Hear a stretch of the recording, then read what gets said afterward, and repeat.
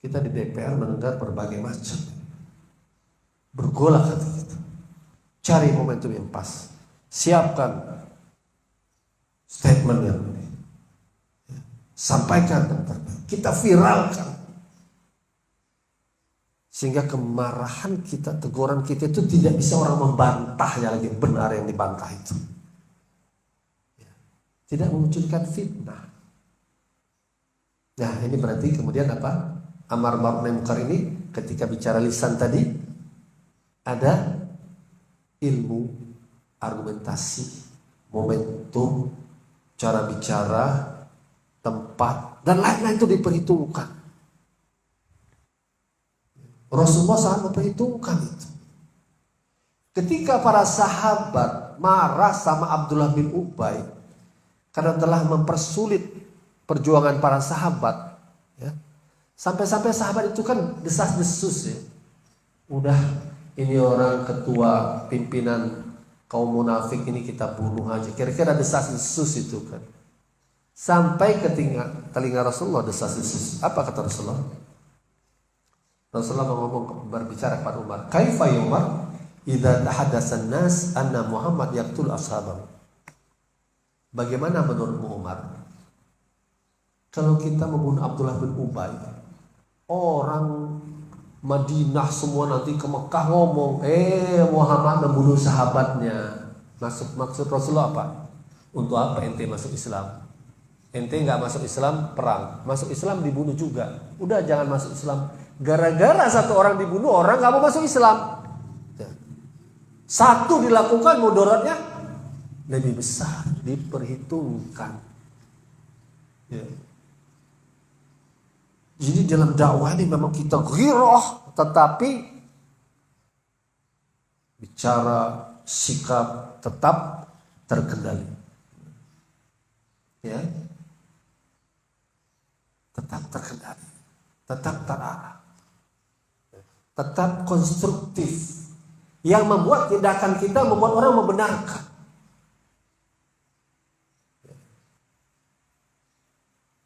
Membenarkan tindakan tersebut, proporsional tindakan tersebut. Nah, lalu tindakan yang lebih tinggi dari itu adalah tindakan biyadih, dengan tangan, mengubah kemungkaran dengan tangan. Para ulama menyebutkan dengan kekuasaan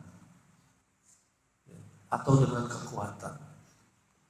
Itu artinya Islam membutuhkan kekuatan.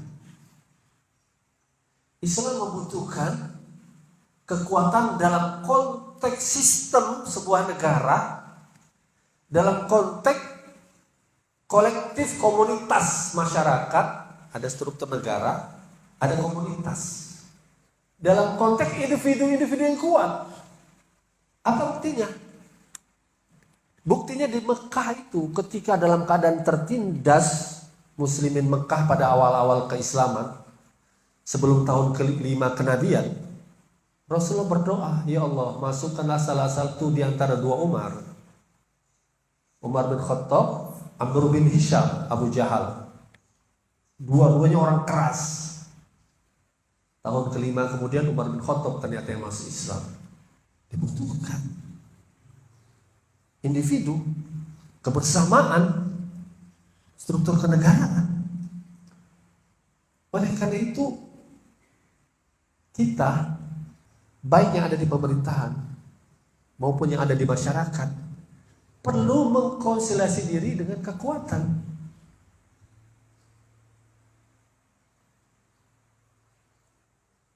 Bahkan sahabat Umar bin Khattab, ada riwayat yang lain menyebutkan sahabat Utsman bin Affan, khalifah kedua atau khalifah ketiga, menyebutkan dalam kalam hikmahnya, "Innallaha la yazi'u bis sultanin ma la yazi'u bil Qur'an." Allah mencabut kemungkaran. Kemungkaran itu kayak berakar ya, sehingga dicabut. Dengan kekuasaan, apa yang tidak bisa dicabut dengan Al-Quran. Sultan, Kemungkaran dicabut dengan kekuasaan. Apa yang tidak bisa dicabut dengan Al-Quran? Apa maksudnya? Quran turun di Mekah, di Gua Hiro. 13 tahun Nabi Muhammad dakwah di Gua Hiro, diperangi, diusir, padahal Quran turun di situ. Qurannya turun di situ. Diusir, diperangi, kemudian pindah ke Madinah. 8 tahun menyusun kekuatan di Madinah, baru kembali Fathu Mekah. Sejak Fathu Mekah saat itu, tahun ke-8 setelah hijrah, sampai saat ini, sampai hari kiamat, Mekah akan menjadi negeri Islam.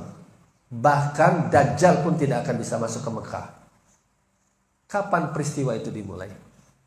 Ketika dari Madinah ke Mekah, Al-Quran masuk kembali ke Mekah bersama saudara kembarnya yang bernama kekuasaan dan kekuatan. Saudara kembar. Manakala Al-Quran tidak bersama saudara kembarnya, maka dia akan dihina dan dilecehkan. 212 demo 2 Desember 2016 dengan menghormati aturan hukum, dengan tertib. Ribuan, bahkan ada yang mengatakan jutaan orang datang demo, tidak merusak, menuntut penghinaan terhadap Al-Quran. Maka si penista kalah calon gubernur dan dihukum proses hukum tanpa tindakan sewenang-wenang dari jutaan yang demo. Itulah Al-Quran datang bersama saudaranya, yaitu kekuatan dan kekuasaan. Kalau tidak, satu cobaan dilecehkan, akan dilecehkan lagi orang yang lain pada waktu yang kemudian, karena dia tidak pernah segan, tidak pernah ada bukti saudara kembarnya menyertai Al-Quran.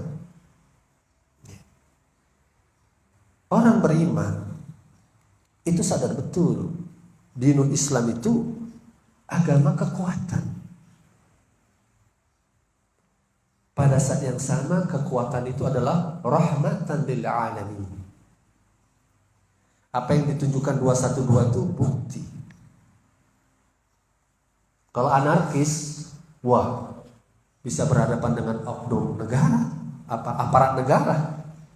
Tapi karena tidak anarkis, nggak bisa dipersalahkan. Demo sah, yang dituntut jelas, rekaman ada, penistaan jelas, pelaku jelas, tuntutan jelas, menghormati lembaga hukum, ya. Itu yang kita sebut tadi perlawanan yang cerdas dari umat.